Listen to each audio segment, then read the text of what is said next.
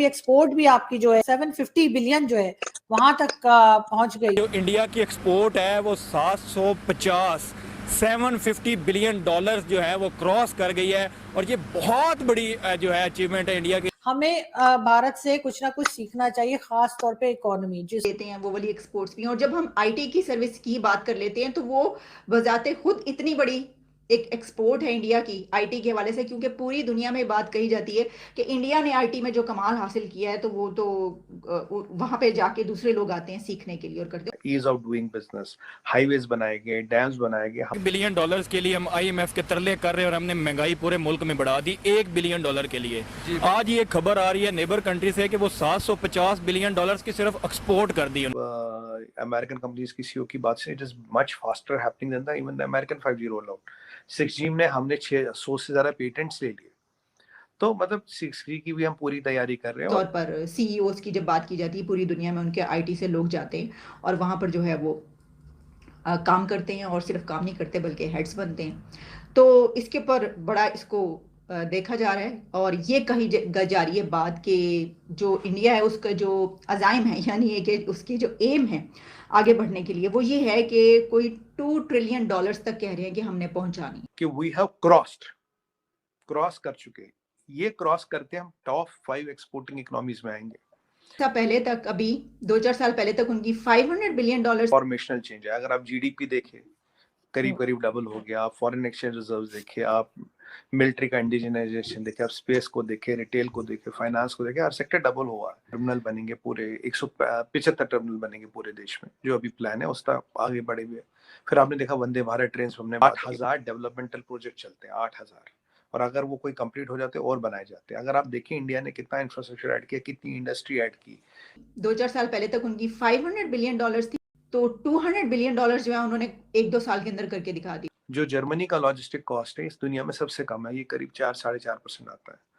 हम ऑपरेशन गति शक्ति जो प्रधानमंत्री जी का ब्रेन चाइल्ड है उसको इम्प्लीमेंट करें। इसमें पाकिस्तान के अंदर से तो बहुत ही ज्यादा खबरें। इसकी वजह ये है कि यहाँ पर तो जो एक पॉलिटिकल और अब तो जुडिशरी का भी जो एक शुरू हो चुका है झगड़ा। पाकिस्तान तो हर चीज़ जो है वो इंपोर्ट करता जा रहा है, और पाकिस्तान की जो एक्सपोर्ट है वो तो बिल्कुल ज़मीन के नीचे, और इंडिया की एक्सपोर्ट जो है वो आसमान को छू रही है। हमारे YouTube चैनल हिंदुस्तानी हाइट्स में आपका स्वागत है दोस्तों। जैसा कि आपने मीडिया क्लिप्स में देखा कि भारत का एक्सपोर्ट इस समय बढ़कर $750 बिलियन को क्रॉस कर गया है, और अभी ये महीना ख़त्म होने के कुछ दिन पहले हुआ है। भारत के कैबिनेट मंत्री पीयूष गोयल ने ऐलान किया कि हमने जो टारगेट रखा था $750 बिलियन का, वो क्रॉस कर चुका है भारत का एक्सपोर्ट।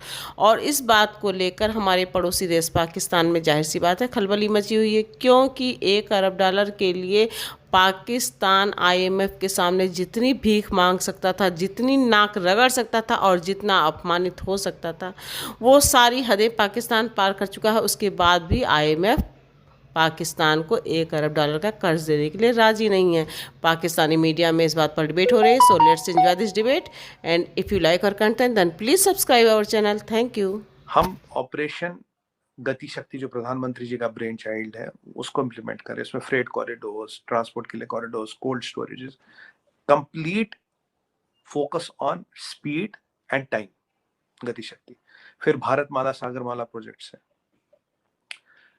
अब जब गति शक्ति ऑपरेशनल हो जाएगा, इसमें 125 करीब टर्मिनल बनेंगे, पूरे 175 टर्मिनल बनेंगे पूरे देश में, जो अभी प्लान है उसका आगे बढ़े हुए।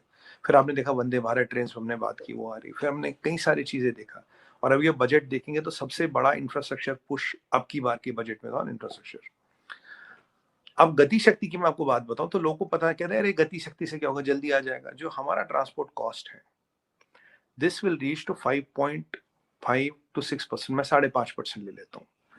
कहा 11-12% से 5.5%, तो एवरी इंडियन बिजनेस और will be viable by 7 to 8%। और जो टाइम होगा वो कम होगा। भारतमाला सागरमाला प्रोजेक्ट्स हम कई सारे सैकड़ों पोर्ट बना रहे हैं, पोर्ट्स की डेवलपमेंट हो रही, पोर्ट्स में ऑटोमेशन हो रहा, पोर्ट्स में ऑटोमेशन क्रेन्स हो रही है।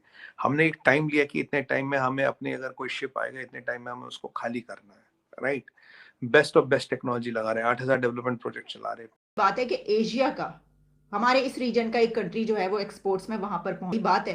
अब देखिए बांग्लादेश की हम बात करते हैं, आपको पता है कई दफा, तो बांग्लादेश की जो गारमेंट इंडस्ट्री है उसकी भी हम तारीफ करते रहते हैं। हम कहते हैं क्या बात है, उन्होंने तो अपनी खवातीन को ऐसा हुनरमंद बना दिया है गारमेंट इंडस्ट्री में कि वो उनसे इतना फायदा उठाते हैं कि वहां पर उनका जो है पूरी दुनिया के जो बड़े बड़े ब्रांड्स हैं वो वहां पर बनते हैं बांग्लादेश में। लेकिन जो अब एक्सपोर्ट्स हैं वो इंडिया की 750 क्रॉस कर गई हैं, पहली मर्तबा उनकी तारीख में ऐसा हुआ।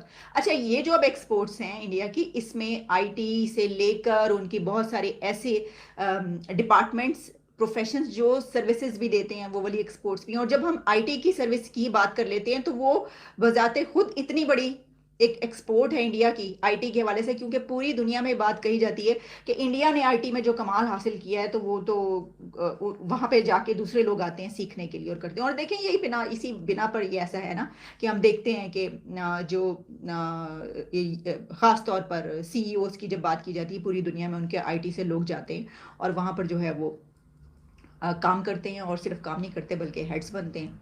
तो इसके ऊपर बड़ा इसको देखा जा रहा है और ये कही जा रही है बात कि जो इंडिया है उसका जो अज़ाइम है, यानी कि उसकी जो एम है आगे बढ़ने के लिए, वो ये है कि कोई $2 ट्रिलियन तक कह रहे हैं कि हमने पहुंचानी है। $2 ट्रिलियन तक उनकी एक्सपोर्ट्स, अगर उनका ये इरादा है, प्लान है, तो वो करके दिखा देंगे। ये मैं आपको बता दूं ये सिर्फ कहने वाली बात, उन्होंने अभी भी वो करके दिखा रहे हैं। वो एक्सपोर्ट्स जो है $2 ट्रिलियन तक, 230 तक कह रहे हैं, 2030 तक। टाइम तो इसको लगेगा ऑब्वियसली, वो तो ज़ाहिर है कि टाइम लगेगा। अच्छा, इसी तरीके से फिर ये भी है कि अगर आप देखें तो ये जो मैंने कहा कि बहुत तेज़ी से, इसकी वजह ये कि कुछ अर्सा पहले तक, अभी 2-4 साल पहले तक उनकी $500 बिलियन, तो $200 बिलियन जो है उन्होंने 1-2 साल के अंदर करके दिखा दिया। तो इसी रफ्तार से अगर हुआ तो फिर हो ही जाएगा कुछ। वैसे भी अभी 750 बिलियन पे हम टॉप 5 में आ गए। तो अब टॉप 5 हम इकोनॉमिक जीडीपी में नहीं है, पीपीपी वाइज वे नंबर 3, टॉप 5 हम एक्सपोर्ट्स में भी आ गए। आज एक और चीज मैं आपको बताऊं, आज हम करीब 5000 एपीआई इंडिया में बना रहे हैं। टोटल 12000 एपीआई होती है मेडिसिन बनाने का, रॉ मटेरियल। अगर, और हमारा प्लान है कि 2023 तक के एंड तक हमें चाइना से कोई एपीआई नहीं चाहिए होगी। और आरजू जी प्लान ये है कि हमें करीब 8000 एपीआई बनानी है।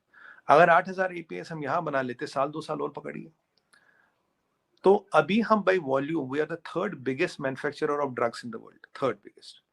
अगर ये 8000 एपीआई यहाँ आ गई तो हम टॉप 1 या 2 भी बन सकते हैं। $1 बिलियन के लिए हम IMF के तरले कर रहे हैं और हमने महंगाई पूरे मुल्क में बढ़ा दी $1 बिलियन के लिए। आज ये खबर आ रही है नेबर कंट्री से कि वो $750 बिलियन की सिर्फ एक्सपोर्ट कर दी उन्होंने।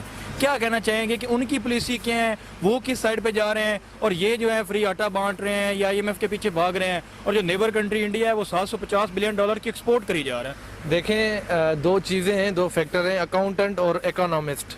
ये इसाक डार जो है ये अकाउंटेंट है। अकाउंटेंट और इकोनॉमिस्ट में ज़मीन आसमान का फ़र्क होता है। अगर ये किसी अकाउंटेंट को बिखराएंगे इकोनॉमिस्ट की जगह पे तो ये वही हाल करेगा, हाल तो फिर बुरा होगा। एग्जैक्टली 100%। देखें ना, पॉलिटिकल स्टेबिलिटी 2-3 जो फैक्टर्स हैं उस पर ही आ सकते हैं। अगर आपके मुल्क में इकोनॉमिकल स्टेबिलिटी होगी तो पॉलिटिकल स्टेबिलिटी आएगी। तो इकोनॉमिकल, इंडिया क्यों तरक्की कर गई, वो उनकी इकोनॉमी आप देख लें किस तरह है, और इकोनॉमिकल स्टेबिलिटी है तो पॉलिटिकल स्टेबिलिटी। और $50 बिलियन की एक्सपोर्ट कर गए।